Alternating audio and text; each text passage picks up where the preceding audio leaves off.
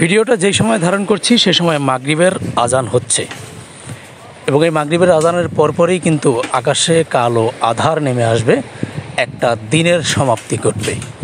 কিন্তু আরেকটা নতুন একটা দিন আসবে আগামীকালকে ফজরের আজানের পরে। কিন্তু সামনে যে নৌযানটিকে দেখছেন আপনারা, ঢাকা বরিশাল রুটের এক সময়ের সবচেয়ে বিলাসবহুল নৌযান এবং একটা সময়ে ঢাকা বরিশাল রুটে এই নৌযানটি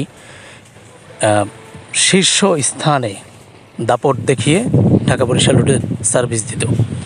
সেই কীর্তনখোলা 2 নৌযানটিকে দীর্ঘ 2 বছর পরিত্যক্ত অবস্থায় ফেলে রাখার পরে অবশেষে নৌযানটির সমাপ্তি ঘটতে যাচ্ছে। হ্যাঁ, দেখতেই পাচ্ছেন কীর্তনখোলা 2 নৌযানটিকে স্ক্র্যাপ করা হচ্ছে। অলরেডি নৌযানটির আলনির সামনে দিয়ে কিন্তু কেটে ফেলা হয়েছে, দেখতেই পাচ্ছেন। এবং নৌযানটির যে ডেকোরেশন রয়েছিল, পাশাপাশি কেবিনে যে আসবাবপত্র মালামালগুলো রয়েছিল, সেইগুলোও কিন্তু অলরেডি সরিয়ে ফেলা হচ্ছে এবং নৌযানটিকে আগামী কয়েকদিনের মধ্যেই সম্পূর্ণরূপে স্ক্র্যাপ করা হবে।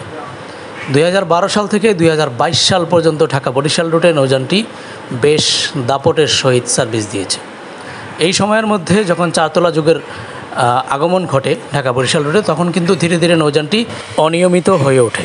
কিন্তু কীর্তনখোলা 2-এর উপর সবচেয়ে বড় প্রভাবটা পড়ে হচ্ছে যখন পদ্মা সেতু উদ্বোধন হয়।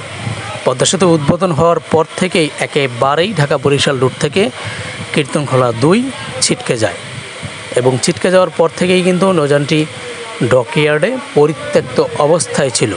অনেক সময় অনেক গুঞ্জন উঠলেও কিন্তু সবশেষে নৌযানটি স্ক্র্যাপ করা হচ্ছে। ঢাকা বরিশাল রুটের এক সময়ের এই বিলাসবহুল নৌযানটি কোনোদিন এইভাবে স্ক্র্যাপ করা হবে, এটা কিন্তু কেউ কোনোদিন কল্পনাও করেনি। যাই হোক, কীর্তনখোলা 2 গেঁথে থাকবে শত শত লঞ্চ লাভারের হৃদয়ে। বিদায় কীর্তনখোলা।